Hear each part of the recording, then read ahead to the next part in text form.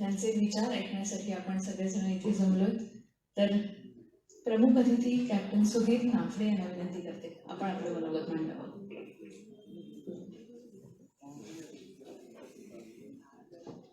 मुंबई 15चे harbour master captain Karkare इथे आलेले आहेत. त्यांचं स्वागत. करकरे सर, स्वागत.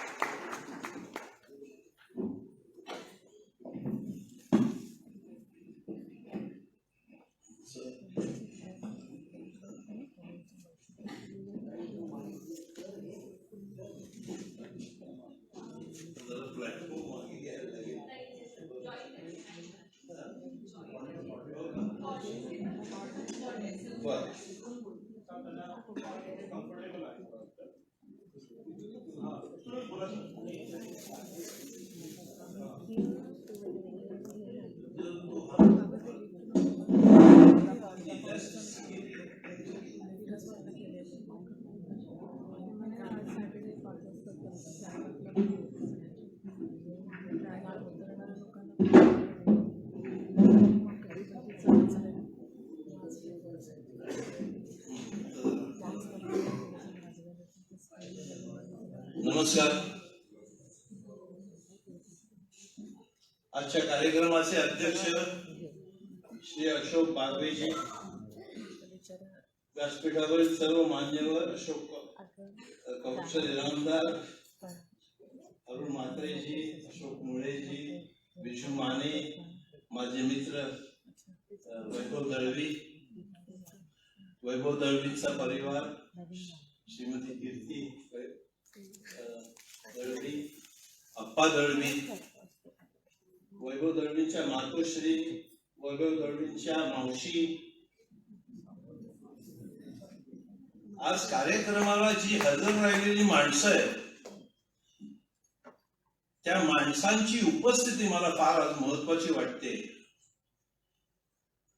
वैभवनी फार सगळ्यांची चांगली ओळख करून दिली सुरुवातीलाच, म्हणून मला मनापासून आनंद झाला.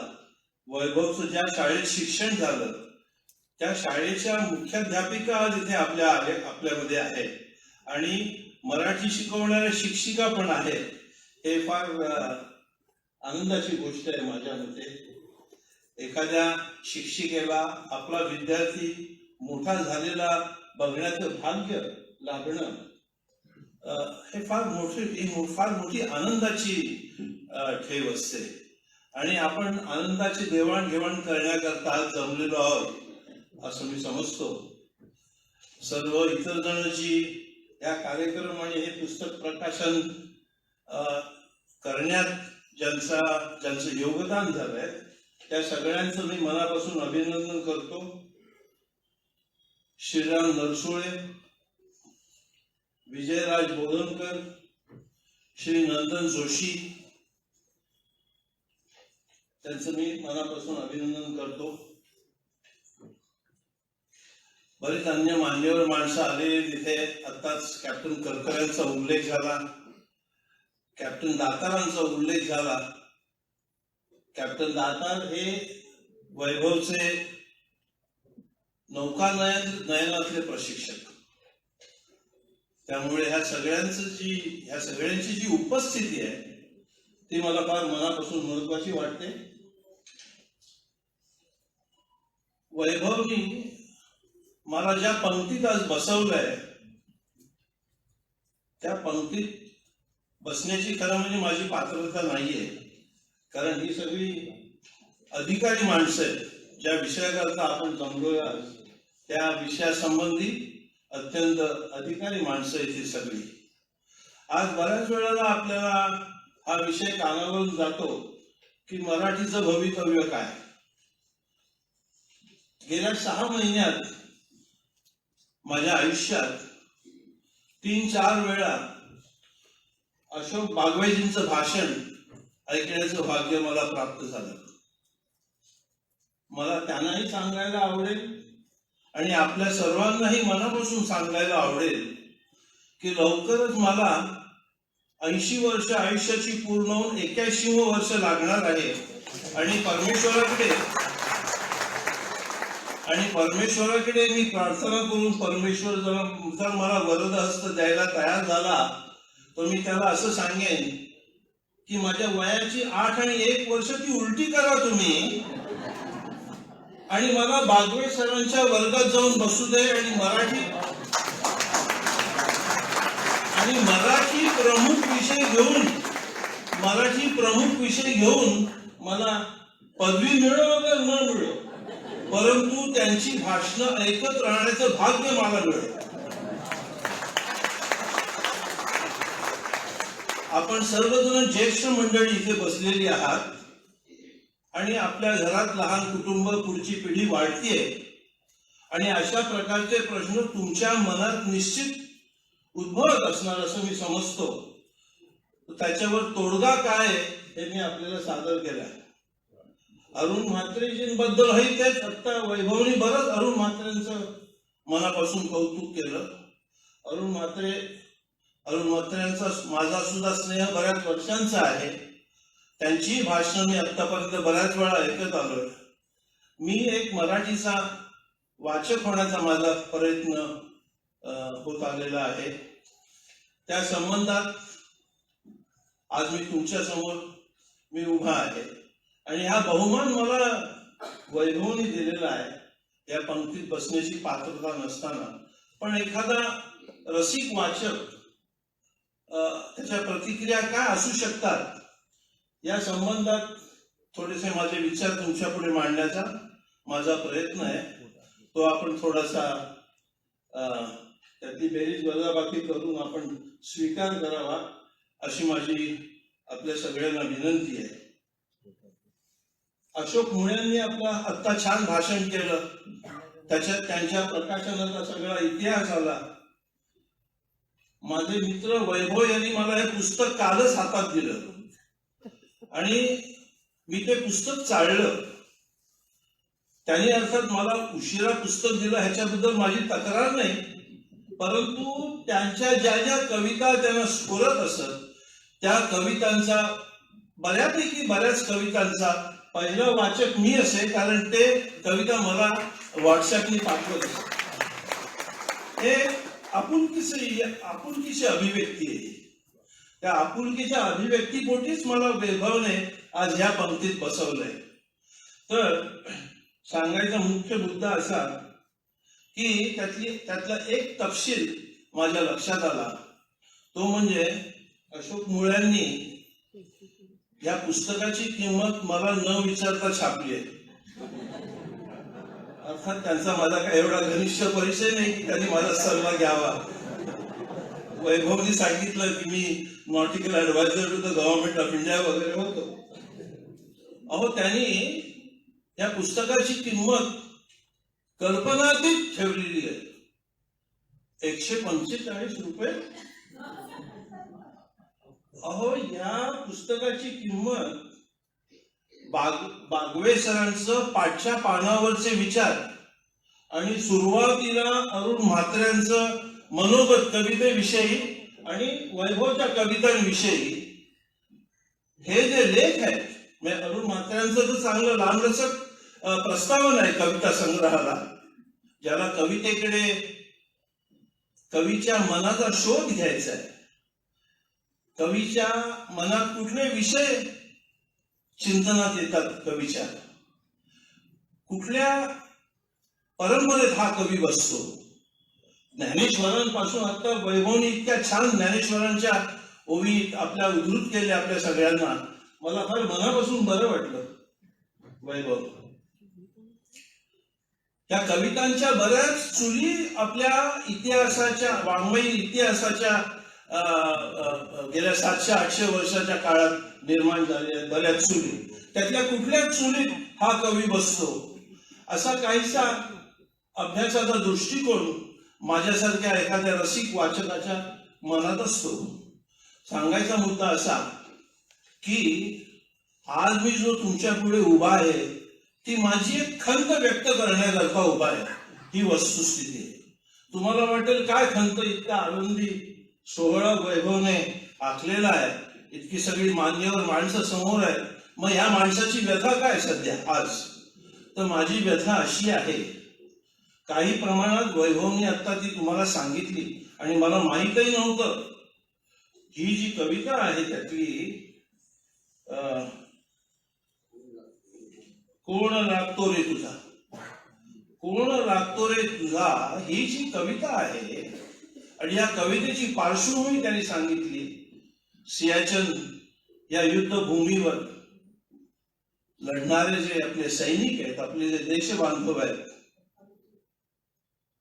त्या कवितेचा परिणाम काय, कुठपर्यंत ती कविता पोचली, किती उंचीवर ती कविता पोचली,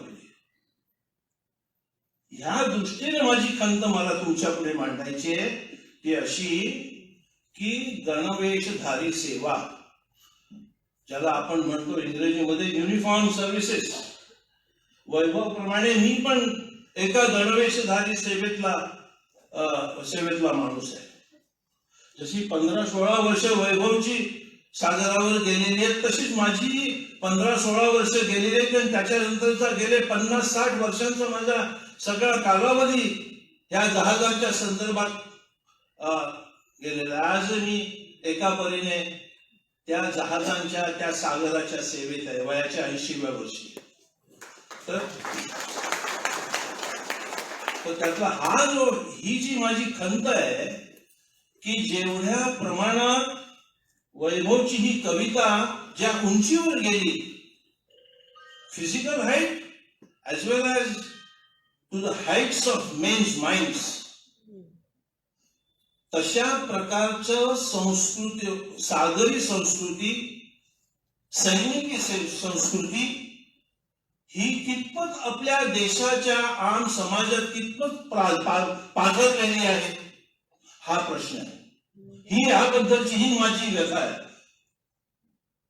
त्या सगळ्या ज्या कविता आहेत, 87 कविता आहेत. तुम्हाला आकडा सांगतो मी माझ्या परीने. मी ज्या वेळेला काल हे पुस्तक चाललं त्यावेळेला, पण त्यातल्या काही निवडक कविता आहेत.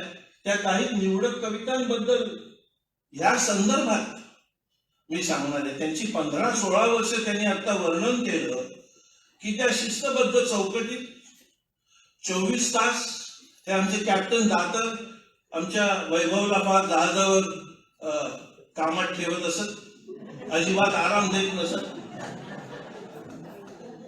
मी काहीही अतिशयोक्ती करत नाहीये.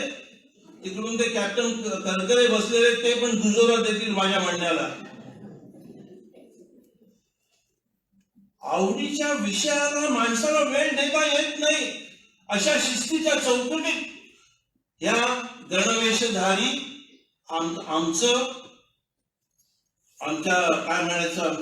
आमच्या कार्यक्षेत्रात आमची वाटचाल होते.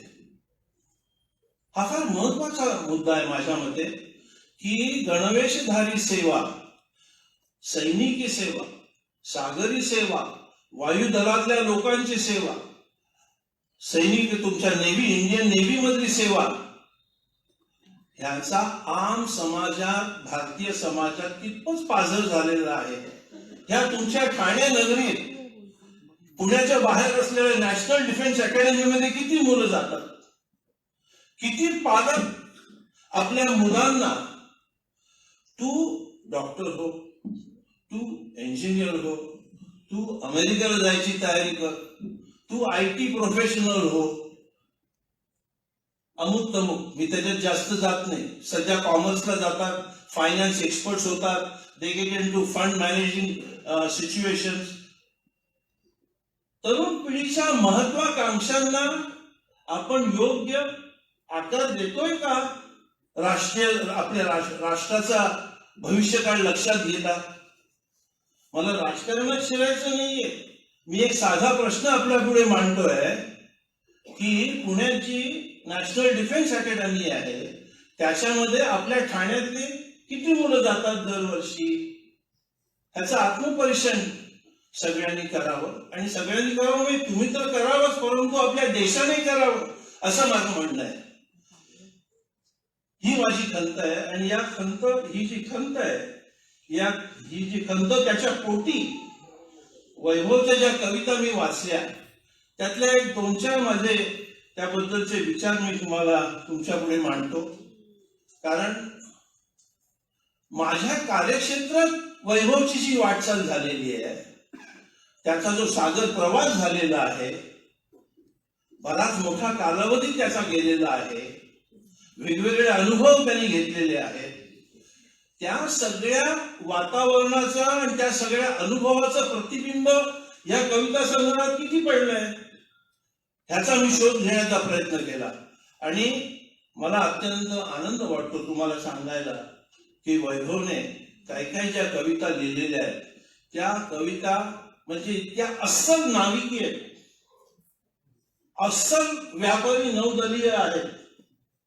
आणि त्याची थोडक्यात उदाहरणं मी तुम्हाला या कवितेतली या कविता संग्रहातली देतो. थोडासा तुम्हाला विषय थोडासा दूरच आहे तुम्हाला, तुमची लक्षात घेता. आता चक्रीवादळ नावाची एक कविता आहे.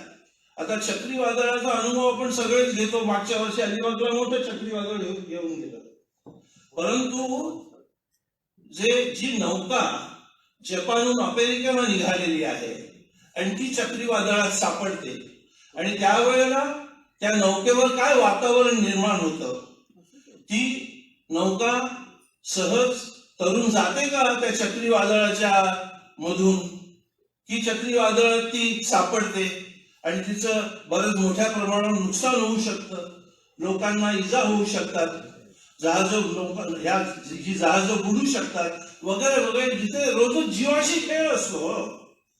15-16 वर्ष तुम्हाला ज्या वेळेला निसर्गाला तुम्ही आव्हान देता, त्या आव्हानाला ज्यावेळेला तुम्हाला सामोरं जायचं असतं त्यावेळेला तुमची क्षमता, तुमचा कॉन्फिडन्स, तुमची नौका, ह्या सगळ्या गोष्टींचा फार मोठा प्रभाव पडतो. आणि त्याचे फार सुंदर वर्णन त्यांनी केलंय ह्याच्यात.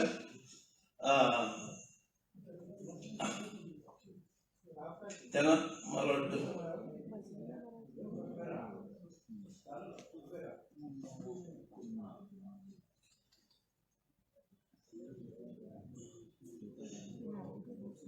त्या चक्रीवादळ कवितेमध्ये, ती सगळी कविता तुम्ही वाचाच, पण त्यातली जी एक ओळ आहे चक्रीवादळातली, चक्रीवादळाच्या कवितेतली, ती मुद्दाम तुम्हाला मी वाचून दाखवतो. काय असतं, चक्रीवादळ एकाएकी येतं, परंतु आधी समुद्र शांत असतो, काही कल्पना नसते, वेदर रिपोर्ट्स वगैरे असतात, पण त्याचं वर्णन करतायत. अलवार उतरले बिंब शशीचे दर्पणात त्या ओल्या. ज्यावेळेस शांत समुद्र असतो, वाराही नसतो, त्यावेळेस चंद्राचं छान प्रतिबिंब समुद्रात पण पडतं. आणि त्यावेळेला काय होतं, लाख चांदण्या संगे त्याच्या स्नान कराया आल्या. बरं का, असं वातावरण असतं जहाजाला, सगळं काही ऑल वेल. पण नंतर मग काय होतं बघा, केले तांडव दर्याने, केले तांडव दर्याने वाऱ्याचे भयान गाणे. हे वाऱ्यामध्ये भयानकता असते, हा अनुभव केवळ आम्हा नाविकांनाच घेऊ शकतो. त्याच्या पुढची ओळ जी आहे ती अप्रतिम आहे, त्याला स्फुरलेली वैभवना. काय म्हणतो वैभव कवी पुढे, पुढच्या ओळी, वादळात सापडलेली नौका आहे. काय होतं त्या जहाजाचं, पर्ण सुकेसे होऊन गेले जहाज केविरवाणे. सुकलेलं पान जसं वाऱ्यात उडत उडत जातं तशी एका परीने जहाजाची स्थिती होती. फार सुंदर वर्णन केलंय एका नाविकाचं हे. दुसरी एक कविता आहे नाविक म्हणून, त्यामध्ये सुद्धा साधारण अशाच भावना आहेत. मोर पिसांचा स्पर्श जणू तो मंद सागरी वारा रे, तुफान होतो क्षणात जेव्हा तीव्र तीरांचा मारा रे. हे सुद्धा सगळे अनुभव जे आहेत समुद्रावरचे ते फार छान प्रतिबिंबित झालेत त्यांच्या शब्द सामर्थ्यामध्ये. असे ईश्वरी दर्शन घेई भगवंताचा भाविक रे. स्वतःला भाविक म्हणतोय वैभव कवी. असे ईश्वरी दर्शन घेई भगवंताचा भाविक रे, सात समुद्रा पार कराया, सात समुद्रा पार कराया धाडस करतो नाविक रे. तिसरी एक कविता आहे माझे किनारे. त्या कवितेला लांबच शीर्षक दिलंय, मी आपलं त्याचं संक्षिप्त नाव दिलंय माझे किनारे. त्या कवितेत आहे छेद नौकेला जरी आणि फेसाळल्या लाटा तरी, जो खरा कप्तान त्याने का कधी मागे पळावे. जहाज बुडतात, जहाजांना छेद होतात, आतमध्ये समुद्राचं पाणी शिरतं आणि जहाज बुडायला लागतं, आणि त्यावेळेला जहाजावरच्या सगळ्या दर्यावरती माणसांचा जीव वाचवायचा हे एकमेव कर्तव्य कॅप्टनला उरतं.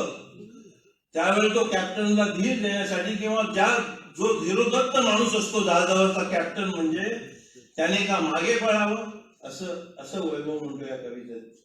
फार छान आहे. वैभवने आपल्या भाषणात आत्ताच पाडगावकरांचा फार छान उल्लेख केला. पाडगावकरांची थोडीफार माझाही स्नेह होता. माझ्या प्रत्येक वाढदिवसाला पाडगावकरांचा मला फोन यायचा, आणि पाडगावकरांची एक सलाम नावाची कविता आहे. त्या सलाम या कवितेवर मला वाटतं वैभवने ही कविता आमच्या क्षेत्राशी मिळती जुळती केलेली आहे. नाविकाला कडक सलाम, सलाम तुझ्या क्षितिजावर भिरभिरणाऱ्या नजरेला, सलाम तुझ्या क्षितिजावर भिरभिरणाऱ्या नजरेला. कारण शेवटी क्षितिजावरूनच त्याला बंदरात जायचं असतं ना, आपल्या उद्दिष्टाला पोहोचायचं असतं.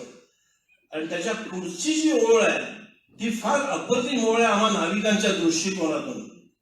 तर आम्हा नाविकांच्या दृष्टिकोनातून काय उत्तम ओळ आमच्या वैभवला स्फुरलेली आहे बघा. सलाम तुझ्या कानोसा घे दाट धुक्याला भिडणाऱ्या. हा कानोसा घेणं धुक्याच्या वातावरणात हे सर्वसाधारण माणसाला अनुभवण्यासारखी परिस्थिती निर्माण होत नाही. इंग्लिश चॅनल सारखी समुद्रधुनी, टोकियो जपान मधली बंदरं, अमेरिकेतला पश्चिम किनारा, कॅनडातली बंदरं, या सगळ्या जगातल्या बंदरांमधून नौकानयन सुरक्षितपणे करणं म्हणजे धुक्याचा कानोसा घेत जहाज पुढे नेणं. हा धुक्याचा कानोसा घेत पुढे जाणं ही एक महान आव्हान असतं आम्हा नाविकांना. आणि त्याचा फार सुंदर परामर्श आमच्या वैभवने घेतलेला आहे. आणखी बरंच काही बोलण्यासारखं आहे. खरं म्हणजे गंमत म्हणजे तुम्हाला सांगतो, वैभवची आणखीन एक कविता आहे धुके म्हणून. ती धुके ही कविता मी प्रथम उघडली काल, आणि मला लक्षात आलं त्या कवितेतलं धुक आणि ह्या सलाम मधलं धुक ह्याचा काही संबंध नाही.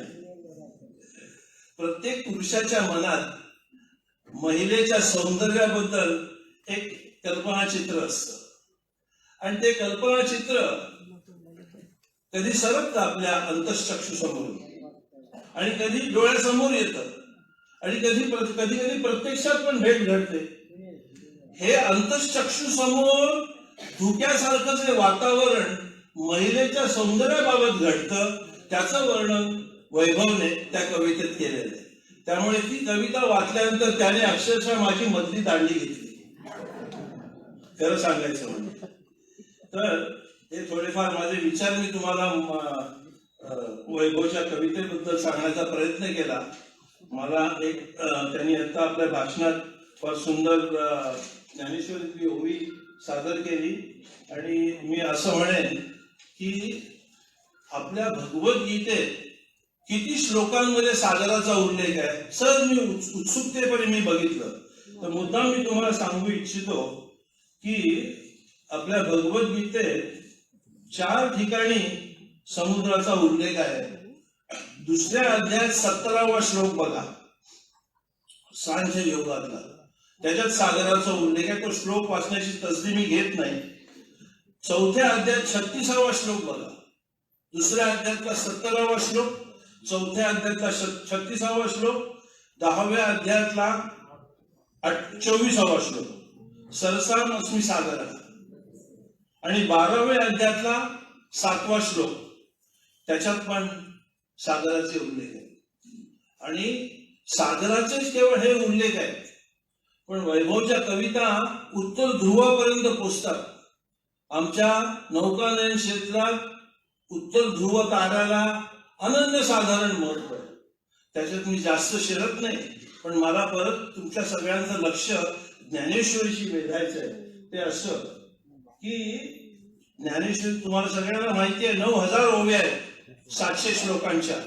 या 9,000 ओव्यांमध्ये सागर, नद्या, तारे, चंद्र, सूर्य, वैभवला आवडणारे सगळे विषय ज्ञानेश्वरीमध्ये ओतू जात आहेत, अक्षरशः सांगतो. तर माझी त्यांचे जे मित्रमंडळ आहे, हे पुस्तक लिहिणार, काय त्या पुस्तकाचं नाव, अष्टावधानी कलामीमांसा. अष्टवधानी कलामीमांसाचे जे सगळे मित्र आहेत, त्यांनी हा विषय घ्यावा.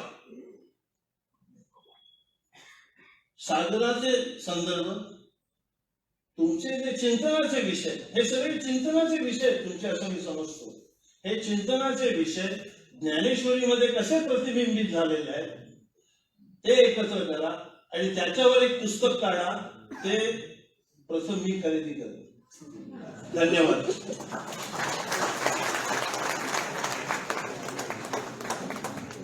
कॅप्टन सुधीर नाफडे, भारत सरकारचे माजी नाविक सल्लागार, नौवहन मर्चंट नेव्ही क्षेत्रामधले एक ज्येष्ठ आणि श्रेष्ठ असं व्यक्तिमत्व.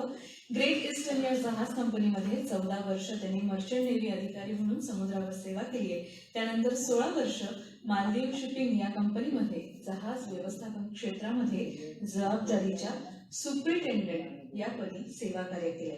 आणि सर इंग्रजी आणि मराठी साहित्याचे उत्तम अभ्यासक आहेत. आणि जे समुद्र असं त्यांनी म्हटलं तर वैभवदादांच्या समुद्रायन या पुस्तकाला नाफडे सरांची प्रस्तावना आहे.